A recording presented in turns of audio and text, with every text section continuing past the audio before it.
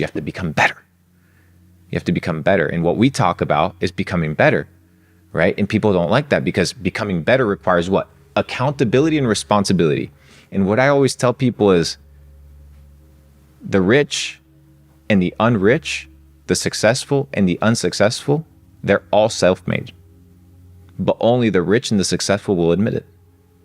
The unsuccessful and the broke people, they won't admit that they're self-made, but they are self-made.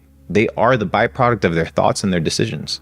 So once you unlock a new thought, a new data set, a new piece of truth that the universe gives to you, and you don't act upon it, like when you at the age of, I think it was 31, 32, something like that, it hits you. And you're like, what the fuck?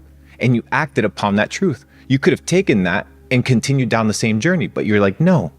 And a new life because you acted on it. So the encouragement to people is act upon the knowledge that you're receiving as to where the world is headed, because it's not a good place. And if you're in fucking Berlin in 1944 or 1932 and somebody told you, get the fuck out because this is what I see, nah, I'm not gonna get, you would have gotten fucked. It's mad that we all have choices, but like you say, the thing about human beings, we are very intelligent, and no matter what, people can be they can be smashed down for so many years of everything they've went through, 10, 20, 30, 40, 50 years of hurt. So when you've got certain bits of knowledge, it's hard to accept, because the brain has been so programmed to think that way. And that's the difficult thing. Now we look at the schooling system and we think it was great and this and that. And then you've got John Rockefeller. I think he created the system in the 1920s or 1930s. And then women were wanting rights to vote, equal rights, and they got the rights to vote. But the reason why they got the rights to vote is so that when they got jobs, they had to put their kids through school. And when your kids are put through school, they're in the system. Because if you've got your kids for 7 years, 14 years, 20 years, if you go to university, it's a long time to program the minds of any human being. You're not programmed from the parents. Skin to skin is so important from a newborn and the mother. Nowadays, there's so much debt. Women have to go out and work 2 jobs. And listen, it's unbelievable, but having that control when your kid taken away from you, then get the abandonment issues, and then other people raising your kids, you don't know what the fuck other people have got in their mind, especially 100%. Teachers, anyone who's raising your children, because everybody's a lot of fucking stinking thinking out there with a lot of fucking crazy people. Imagine having your kid being raised, because your kid doesn't really look at what your mum and dad says. They tend to go with what their friends say and what their teachers say. So it's your kids aren't being raised by you, they're being raised by the system and external force. So the question is, can you break that instantly? Of course you can. Instantly. Not instantly, it's difficult. Okay, can I give you a mindset data set on how potentially you can instantly break it? Go. So I've been developing this thesis, right? And the thesis that I've been developing, I was sharing with some buddies over the last couple of days, it's about the brain and the mind, right? Because we talk about mindset, right? But it's like, what is mindset? Everybody talks about mindset. Like, what is mindset? But we begin to talk about how people operate, and everybody talks about vibes and frequencies, and you have to be in a good vibe, or you have to elevate your vibration. People talk about these things. What does it mean? What do all these things mean? How does it practically become applicable to my life? Nikola Tesla said that the primary function of the brain is to receive information because it operates as a transmitter. The problem with most people is that their mind is full of static. Porn, music, addictions, drugs. Their mind is full of static noise, social media. They have no clarity, number one. Number two, like a radio station. Imagine, I was telling a buddy, you're driving down 1950s, 1960s, you're cruising down the highway 66 in the Midwest, right? Old school car. You're tuning up the radio. The frequency already exists. What you do in order to tap into that frequency and into that state is you need to tune the radio. The frequency state of whatever it is that you want, it already exists in its plane of manifestation. You just have to position yourself there. So what if all your trauma, all your belief systems, you're just operating at a lower vibrational frequency state, which is what's causing you to experience that state of reality. And by changing your frequency state, and then we'll talk about what is the highest form of frequency, you elevate your consciousness. And by elevating your consciousness, now you position yourself as a master of your mind, because it's all battle of the mind. That's what they're after, your mind. But you can instantly break the illusion by changing the frequency that you're in, by that divine inspiration. So what is the highest form of frequency? We see the charts, they talk about enlightenment. What the fuck is enlightenment? We have all these ambiguous terms, but nobody asks themselves what they mean. So you begin to look at it. Well, right under enlightenment is the vibrational frequency of love, which most people are like, hey, love is the most powerful thing. No, it's not. It's not the most powerful thing. What is enlightenment? There was a test that was conducted that took about 20 years.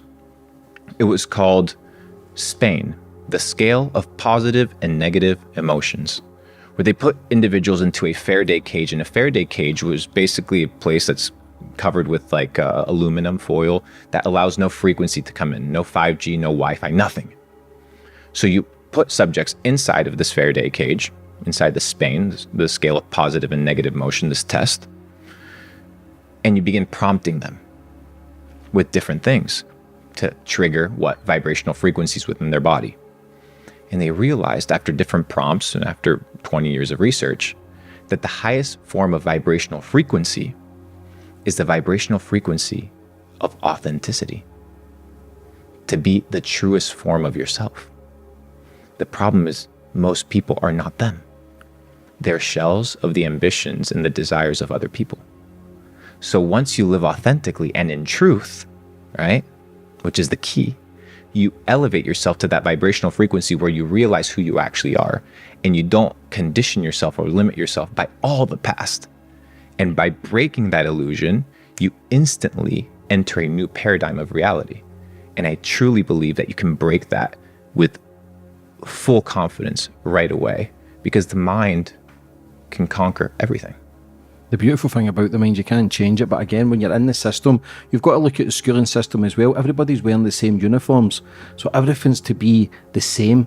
Instead of the school's the left side part of the brain, which is your memorization, not the right side, which is your creativity and individuality. Nobody wants to be creative and individual anymore, though, because we're all fucking scared. We look at the Kim Kardashians and want to be part, all the women want to be part of them, all the fucking lip fillers, the fake hair, the fake tits, arse implants. Even the people in kitchens are cooking dinners. You've got the frying pans are poisoned, the fucking oils, your foods, the waters. What chance have people got? And if you start breaking this down to people, because even these conversations, as much as people can get things off from it, it's also scary for people, because people are stuck in their own little bubble, in their own little world, working 9 to 5, going home, waking up the next day, doing the exact same shit, listening to the same music in the car, going home, brushing their teeth the same, putting their socks on the same way, their pyjamas the same way. If you start saying everything's fucking poisoned, it scares the shit out of people. But you actually, that's why people have got to question it. Google it. Look at your fucking non-stick frying pan. Look at your waters. Look what chemical. Don't look at the calories. Look what chemicals are in it. Look at everything. And it's hard because people are just so caught up. Lunchtime, they'll go to the shop, they'll go to Tesco, buy the sandwiches, buy the water, buy the biscuits, whatever they want to buy. But what I've come to realize for like some of these basic things is that it's about awareness. And what we do is like, we just tell people, like, for example, why would you cook on boiling water with a plastic spoon? It doesn't make sense, because you're going to have microplastics infiltrated into the water. Naturally makes sense. A lot of people are not aware about that. But every person that I've said, hey, use a wooden spoon instead, nobody's come back to me like, oh, you're a fucking piece of shit. No, everybody's like, oh yeah, you know what? That makes sense. Let me buy it on Amazon for $4. And it's just this collective consciousness of just, hey, do better on here, do better on here, do better on here.